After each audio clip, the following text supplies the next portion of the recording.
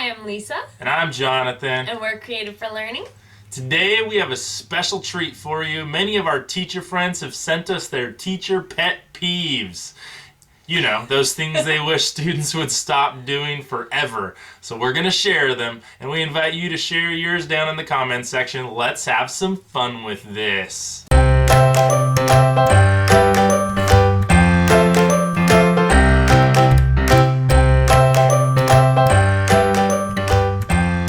Dearest student, please don't ask me for a letter of recommendation for that super important summer internship, scholarship, college app the day before it's due. I mean, you want a nice letter where I gush about your razor-sharp intellect, inborn leadership qualities, and maturity beyond your years, right? You certainly wouldn't want me to mention the time I caught you texting in class or discuss your habit of waiting until the last possible moment to get your work done. That's what I thought. I'm gonna need at least a week. Sincerely, Laura Randazzo. Dearest student, please don't put your head down on your desk during the middle of my instruction. As a beginning teacher, there was nothing that would push my buttons more than a student's head resting on his or her desk. I took it as a major insult. Then one day, as one student's head dropped to his desk, I had a major epiphany. That single gesture was actually an incredible instructional cue. He was telling me that my lesson was just not that engaging. That's an important thing to know as a teacher. These days, I use a head on the desk as a signal for some instructional shakeups. When a head goes down, I've been known to do the following. Hold an impromptu debate about what I am teaching. Pose a question and have students take a stand and host a pop-up debate. Have students stand for a quick stretch break. Get out a ball.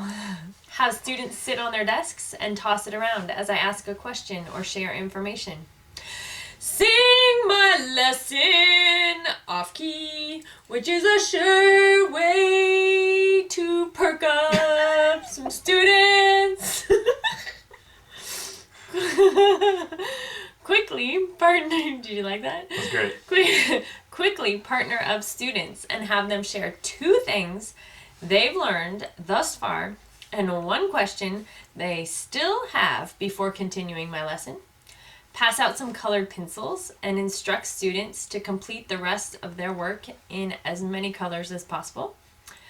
Ask students to pack up their stuff and move to a new seat just for a new view. And plan future lessons that have students moving and transitioning learning activities several times during a single lesson. Who knew what a gesture that I used to find so offensive could become one of the greatest ways for me to improve my teaching? Sincerely, Mary Beth at Brainwaves Instruction. Dearest student, I love everything that you do, but please don't continue to talk when I give you the "you shouldn't be talking right now" look.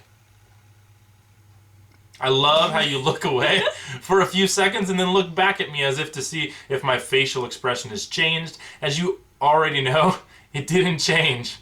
I also love when I give you the look and you smile while still trying to talk to your friend like a ventriloquist. This pet peeve is something that I will never, ever forget about you. And I'm fairly sure your feelings are mutual toward me. Sincerely, teacher turning frowns into smiles. Dearest student, please just don't unpack your folders and leave your book bag and jacket strewn about the cubby area for everyone to step on. While I don't mind if you call me Mom once in a while, and I do love you and the other 21 students in our room, I am not your mom, and I will not pick up after you. Our classroom is a community, and we need to do our part to keep it clean for everyone. Please remember to look at all of the steps of our morning routine and put your coat and book bag away completely, as in not half hanging out of the cubby for others to step on. And while you're at it, remember to check your folder for notes and choose your lunch. Sincerely, Becky from the class couple. Dearest student, I like to think that you students of mine are productive from bell to bell, regardless of what we're working on. Every so often, however, there's a lull in the action before lunch or at the end of class. And at that moment, several of you slyly meander to the door, ready to sprint to the next class, cafeteria, or the buses. I understand your hunger is similar to a raging wolf, but I wish you would realize that lining up at the door is only going to buy you a few seconds. Then again, there are times I want to be the first one out the door. Hashtag let the wolf out. Sincerely, Greg from the class couple. Dearest student, I love all of you middle school students, but I don't love your selective amnesia when it comes to certain topics. Fortunately, I can use technology to record, quantify, or confirm what's happening in our classroom and reduce your excuses. Don't remember what the homework is? It's on the Class Edmodo calendar. Don't remember ever discussing that grammar topic?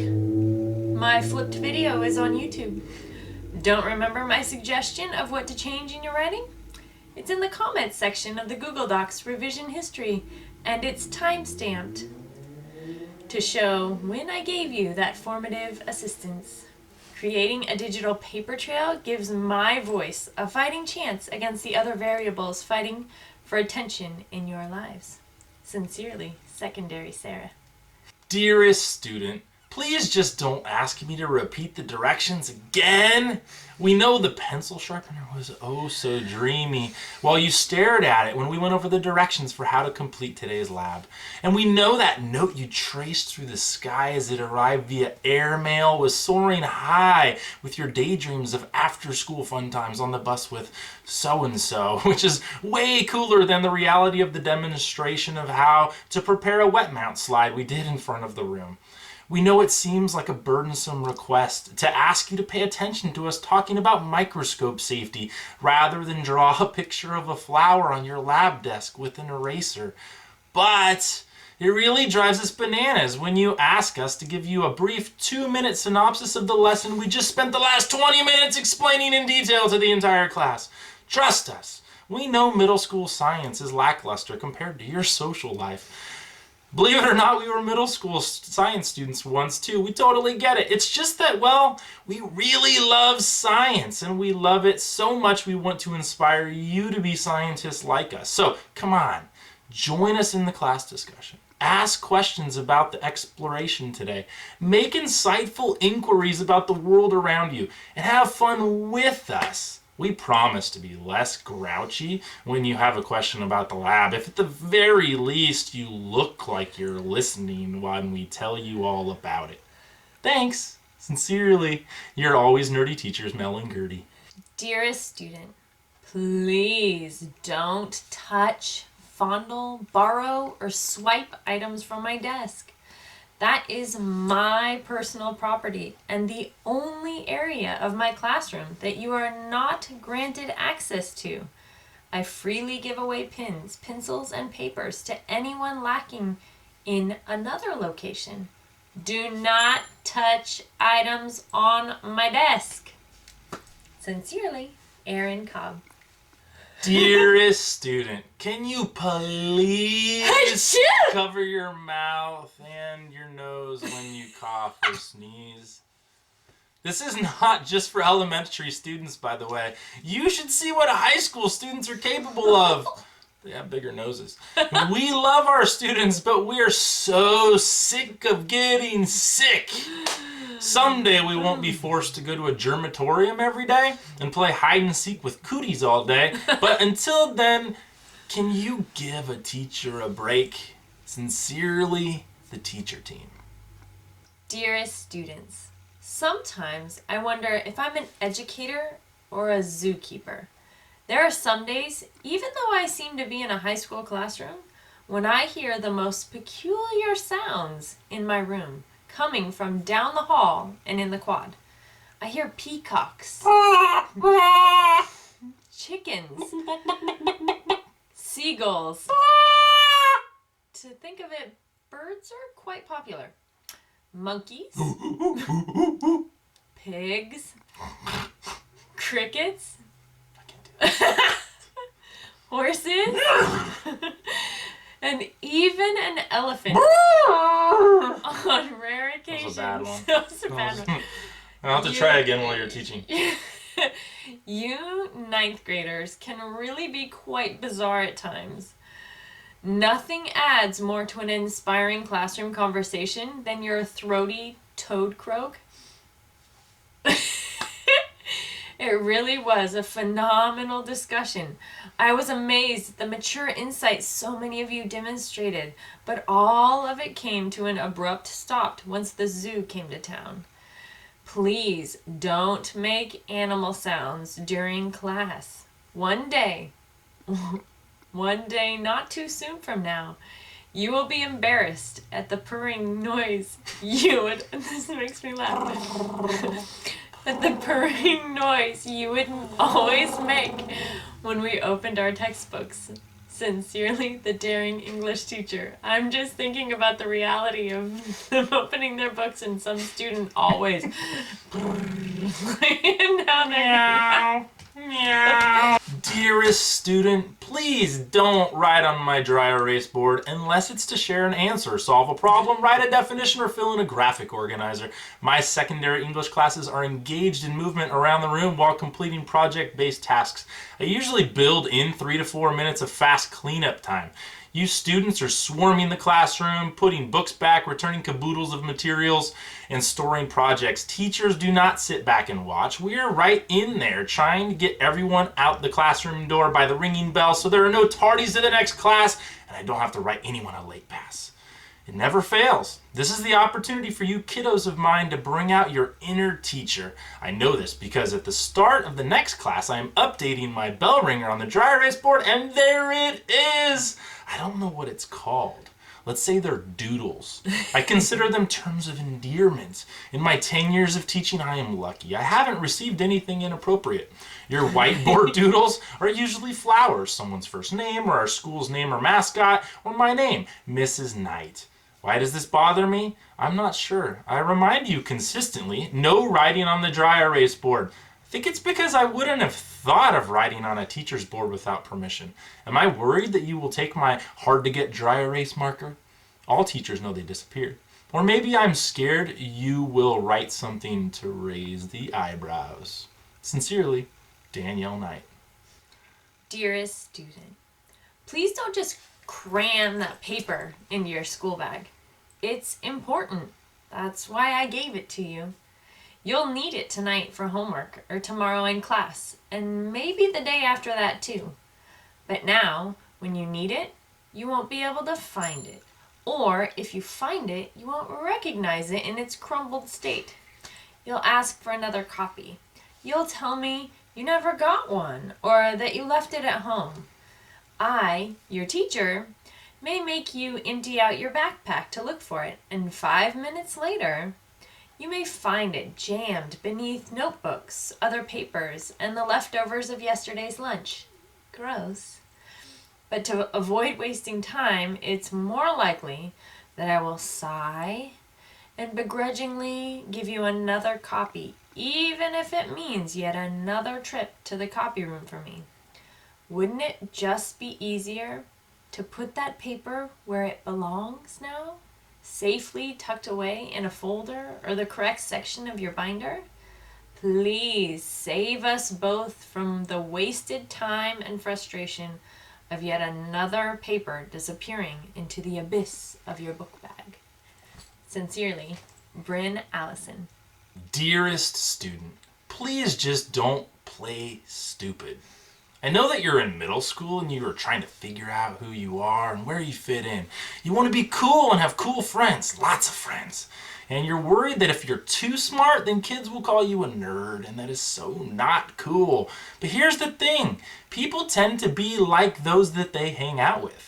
That means if you hang out with the winners, you're more likely to be a winner too. So really, you need to surround yourself with people who have the same values as you do, because if you'll pretend you don't know even the most basic things for a laugh or to look cool, you need to realize that you're sacrificing what you and your family stand for. Trust me, it won't be worth it when you want to get into certain classes in high school, but you can't because your reputation is not one in which people have faith. So here's the bottom line. Be you and be okay with being smart, because smart is the new cool. Sincerely, Mrs. Spangler in the middle. Dearest student, please don't ask to go to the bathroom. If I don't have a little fun with this struggle, I might scream in horror, and the lunch ladies will get so scared they'll drop a vat of macaroni and cheese on the floor, which will then cause the entire 5th grade to slip and break their legs, and the school will sue the macaroni and cheese company, which will go out of business, and there won't be any macaroni and cheese anymore, and everyone will hate me. So here's the scenario. Student, can I go to the bathroom? Me. Well, I certainly hope so. I will pray for you. Student, trying again. Is it possible for me to go to the bathroom? Me. I look down, close my eyes, sigh. No, there is no way. I breathe deeply. Legend has it, there was once a way to go to the bathroom. Long ago, there was a teacher who knew the secrets of the bathroom. But that teacher went far away to a strange, ancient land called Boca, never to return. She took with her the secret of the bathroom. There, you have it. Your macaroni and cheese is safe. You're welcome. Sincerely, Darlene Anne. Dearest student, please don't tell me I'm wrong. Now, before you get the wrong idea, let me be the first to confess that I'm wrong. Often. But you're in no place to tell me I'm wrong. You might think you know. You even think you know that you know, but you don't know.